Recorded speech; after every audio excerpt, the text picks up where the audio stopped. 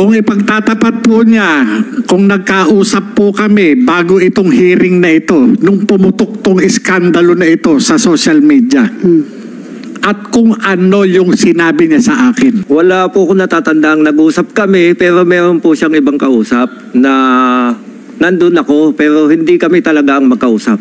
So hindi kayo direkta nag-usap? Hindi po, sir. May isa siyang kausap na nandun ka? Ako na lang muna po siya magsabi. At nire-respeto ko po siya bilang dating... Sabi mo yan, hindi daw kayo nag-usap. May kausap na ka daw ibang tao na nandun lang siya. Your Honor, sabihin ko na. Go ahead, sige. Your Honor. Huwag na lang nating aminin. I-deny na lang natin para hindi na magulo. Direktor na ako. Ha? Ikaw nasa labas ka na. Oh. Bawa ka naman sa amin.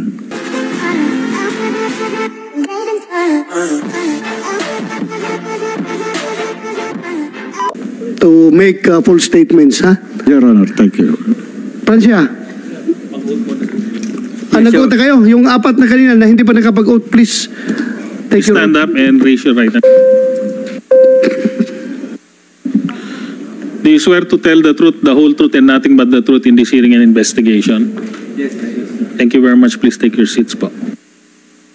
Ulitin ko, Francia, ang purpose natin sa hearing na ito is not manira na kung sinong dapat siraan. Wala tayong kinukondem dito. Wala tayong dinidiin na tao dito. Ang ating purpose dito is para malaman kung totoo yung mga dokumento na yon at bakit nag-leak kung totoo yon. At kung kailangan natin mag-legislate ng batas para i-penalize yung unauthorized disclosure ng mga classified documents, kagaya ng papel na sinasabi niya ni Jonathan Morales na nilagyan pa daw ng cover sheet na confidential. So confidential, di ba? Unauthorized disclosure of documents security classified as confidential may bring, it may not amount to damage to national security, but it may amount to national shame. Ikakahiya ng ating bansa yung mga unauthorized disclosure of that. Yan nakalagay sa meaning ng confidential. So totoo ba na ikaw ang team leader niya ng IIS at the time? Your Honor, magandang hapon po una. Yes. Ako po ang hepe noon ng Investigation Division of the Intelligence and Investigation Service. Totoo din po yung sinabi niya, si dating Agent Morales ay assistant chief ko po. Ako po yung hepe niya. So yung pagkatapos mong kinunan ng yung informant mo, Morales, pagkatapos mong kinunan ng mga affidavit, everything, pinaalam mo ba sa boss mo? Sa pagkakatanda ko po, hindi naman po pwede na kikilos ako sa opisina na hindi malalaman ng aking opisina. So alam mo boss mo. Kung sasabihin po niya, kung ipagtatapat niya rito sa kapulungan ito, kung nagkausap ba kami o hindi bago itong hearing na ito, ayun po, bibigay ko po sa kanya. Hindi ko nakuha yung last na sinabi mo. Kung ipagtatapat po niya, kung nagkausap po kami bago itong hearing na ito, nung pumutok tong iskandalo na ito sa social media, at kung ano yung sinabi niya sa akin. Nag-usap kayo? At may sinabi ka sa kanya? Wala po akong natatandang nag-usap kami, pero meron po siyang ibang kausap na nandun ako, pero hindi kami talaga ang magkausap. So hindi kayo direkta nag-usap? Hindi po, sir. May isa siyang kausap na nandun ka? Yes, Your Honor. We did not talk directly. Ito very important dito yung ating integrity. Not only as a PDEA agent, kundi as a person. Otherwise, useless itong hearing natin dito kung magsisinungaling tayo. Yes. Remember, kinabukasan ng ating bansa ang nakasalalay dito. Kaya dapat huwag tayo magsinungaling, aside from the fact that you have taken your oath to tell only the truth and nothing but the truth. So help me God. So klaruhin natin ito. That the same goes to you, Jonathan Morales. Ha? So anong sinabi niya? Kung mayroon ka gustong Ako na lang muna po siya magsabi. At nire-respeto ko po siya bilang dating... Sinabi mo yan, hindi daw kayo nag-usap. May kausap na ka daw ibang tao na nandun lang siya. Your Honor, sabihin ko na. Go ahead, sige. Your Honor. Huwag na lang natin aminin. I-deny na lang natin para hindi na magulo. Direktor na ako. Ha? Ikaw nasa labas ka na. Oh. Bawa ka naman sa amin.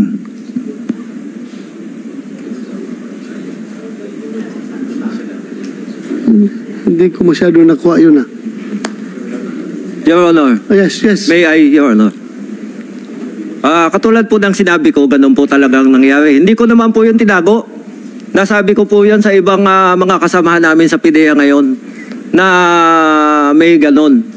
May ganun. Na indirectly ay indirectly ay parang yung nadinig ko yung hindi ko lang po matandaan kung sino yung sinabihan ko. Na may nangyaring ganon na yung sinasabi niya na nagkausap kami, but indirectly po yon. Hindi ako yung kausap niya. Hindi po ako. Yun po ang totoo. May kausap lang po siyang iba. Okay. Pero po yun, nasa telepono yun. It's Sa your telepono word po yun, pwede against his word. Ako, wala akong personal knowledge. I am here to set the record straight. I am here to get the truth. Kaya ko kayo pinapasalita. Mayroon akong tiwala sa inyo na sana magsabi kayo na totoo. But anyway, Your Honor, may I, Your Honor? Yes. Yun naman pong pag-uusap na yun, pwede nating sabihin immaterial. Kasi yung mga tanong niyo po sa akin nung una, naging happy ko pa, totoo naman po yun eh. At kung ako po sana itatanungin nyo, hindi nyo po itinatanong, kung yung tungkol doon sa ganong mga papel, yung ganon, Yes. dapat po sana yun ang pag-usapan natin, hindi po Yun nga, kung kaya nga nawawala tayo dito sa direksyon dahil ang dami nyo ini-inject. Sige, sana yung papel na yan. Your Honor, sa katulad po din ng mga sinabi ng mga kasamahan ko ngayon na hanggang ngayon ay nasa PIDEA po, matay ko po ang isipin, pabalik-balik na iniisip ko, wala po akong matandaang ganong papel. At wala akong matandaang mga ganong istorya. Yun po ang masasabi ko, Your Honor. Mr. Chairman, Your Honor. Yes, go ahead. Kung wala kang matandaan, bakit, Your Honor, bakit mo i-deny? Bakit sasabihin sa akin, i-deny na lang natin para hindi na magulo? Sino nagsabi? Siya. Sinabi mo na i-deny na lang daw. Ano ba ito? Wala po akong matandang sinabi kung ganon, Your Honor. Under oath ka? Under oath ka? Yes, Kayong Your dalawa, under oath. Ha? Pwede kayo magsama sa kulungan doon sa baba. Kung hindi Wala kayo po magkaintindihan dito. Your Honor, Yes. Mr. Chairman, ang purpose naman po nitong investigation natin, kung mamarpatin nyo, para magkaroon po tayo ng sapat na batas, para hindi na po maulit. Kung nagkaroon man po ng sa amin. Yes, you don't, Alam nyo, you don't have to remind me. Nandiyan sa akin yan. I am the chairman. Alam ko, kaya lang, in the interest of truth and justice, lahat ng sinasabi nyo dito ay dapat totoo. Kaya ako nga kayo tinatanong at nire-remind palagi na under oath kayo. Kaya nga, magtutulungan tayo dito. You love PIDEA. Di ba? Yes, Your You Honor. love your country. Yes, Your Honor. Ikaw, you also love PIDEA. And you also love your country. yes, sir. Oh, so magtulungan tayo dito para maiwasan na itong ganitong leakage ng mga classified documents. Yes, sir. Your Honor, since na ito po, ang ano ko na lang po dito, bilang alagad ng batas na lang po, parang pulis sa pulis, Your Honor. Since na lumabas po itong information na ito,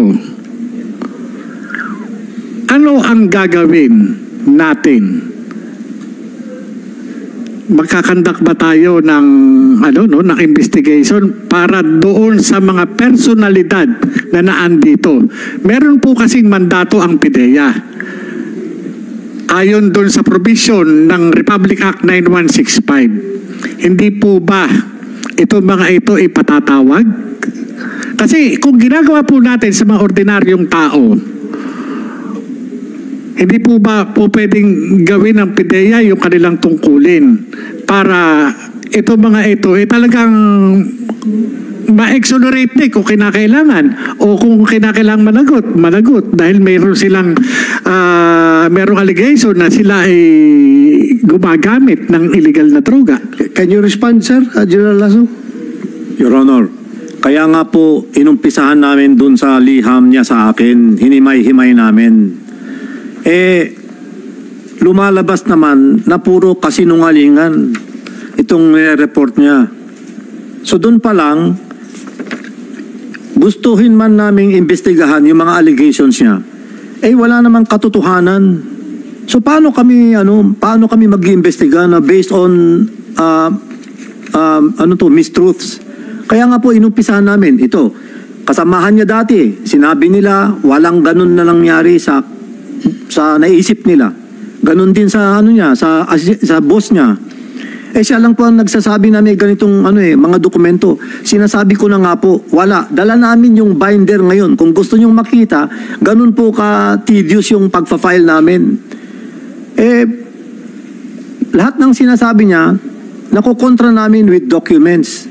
Siya po, puro lang, boka. Verbal lang.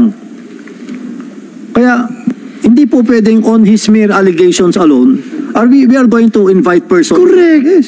Correct. You're correct. Yes, sir, go ahead, Jonathan Morales. Your Honor, hindi pa po ba yung pinakikita na drug test result na merong discrepancy, meron ng doubt doon sa 2 minutes na drug test? Sino nagsabi na 2 minutes? Pinakikita po yan sa social media, yung drug test result ng dating kandidato na ngayong presidente, Bongbong Marcos. Yung pong kanyang drug test result, lumalabas 2 minuto lang.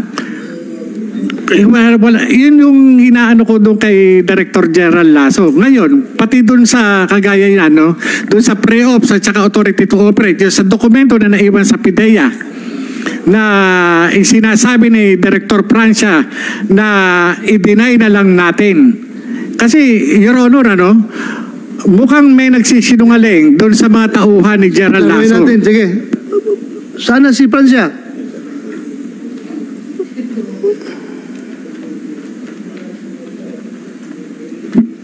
Yes, Your Honor. Sinasabi niya na kinausap mo daw siya na i-deny na lang natin. Wala po kung natatandaan ganun, Your Honor. Meron kayong dalawa lang ba nag-usap? Hindi po, Your Honor, may kausap po siya. Sino yung kausap niya? Your Honor, pwede ko bang i-consult po yung aming Legal and Prosecution Service? Kung magbabanggit po ako ng pangalan, baka po makabiolate po ako ng Well, you are under oath here. You are under oath here. Yes, Your Honor. Kung sino yung kasama mo, tinatanong ka ng chairman, sabihin mo, isagot mo. Bakit? Meron bang binabiolate mo na batas dyan kung magsabi ka ng totoo? Sino yung kasama mo? Si Mr. Curioso po. Ha? Mr. Dave Curioso. Dave? Ang kasama ko noon, nakausap niya. Sino yan siya? Dati din pong PIDEA, wala na po ngayon. Do you confirm? Jonathan Morales? Yes, Your Honor. Kumsek, next hearing, invite, ano pangalan? Dave Curioso po. Dave? Dave, opo. Dave Curioso. Curioso. Yes, Your Honor. So kayong tatlo nandoon nag-uusap? Hindi po, Your Honor. Kausap niya po sa cellphone po. Kausap niya sa cellphone? Opo. Ikaw nasaan ka nun? Katabi po nung Dave po. Katabi ni Dave? Opo. So that's it. Gusto natin katotohanan dito. Huwag kayong matakot kung wala kayong tinatago. Kumsik? Dave? Dave James Curioso. Curioso, dating PDEA agent, Hindi po. Ano lang po siya, contractual lang po dati. kontraktual ng PDEA. Opo, noon po. Noon. Paano? Kontraktual ng PDEA yun? Kilala mo? Yes, Your Honor. Bali, yun po yung mga dati namin mga kasama na may mga koneksyon kami sa isa't isa. Okay. Kaya yun po kung yun yung mga hindi alam ni Lasso na nangyayari doon sa paligid niya. Maaari sa kanya in good faith siya sa pagsasabi na talagang wala, pero yung wala meron. Kasi nga merong i-deny eh. May i-deny, may usapan na i-deny. Sandali ha. Opo. Yung sinabihan ka na i-deny natin, siya mismo nagsabi o yung kausap mo na si Siya Dave? po, boses niya po yun eh. Basta deny na lang natin. Ako, deny ko yan. Sabi niya, para hindi na lang magulo. Yun po yung sabi niya.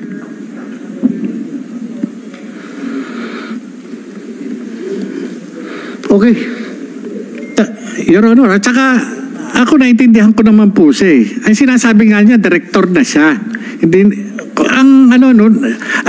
kumbaga sa kaya nga po ako dumating ako sa point na nag-isip ako teka muna, ako ang mapipin down dito.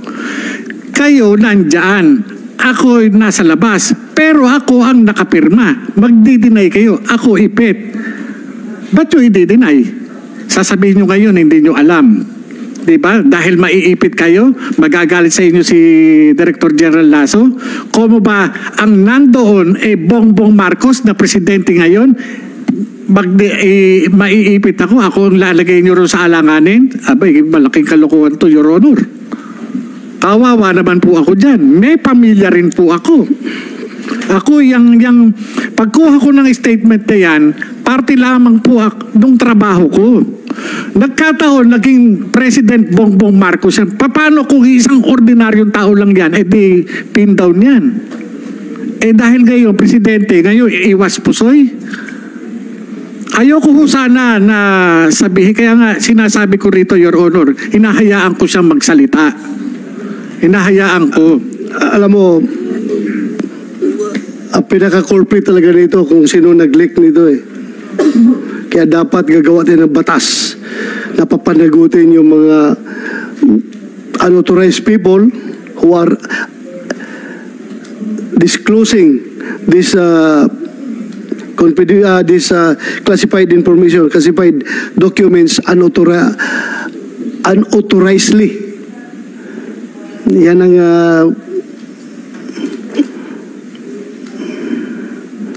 pero anyway, parang deadlock tayo eh.